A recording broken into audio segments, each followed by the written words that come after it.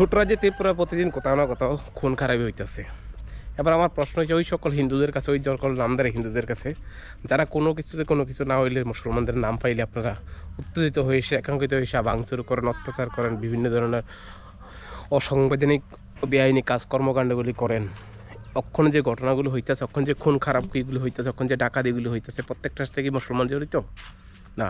যে খারাপ, যার মানসিকতা খারাপ, সেই ধর্ম কখনো বিবেচনা করে না।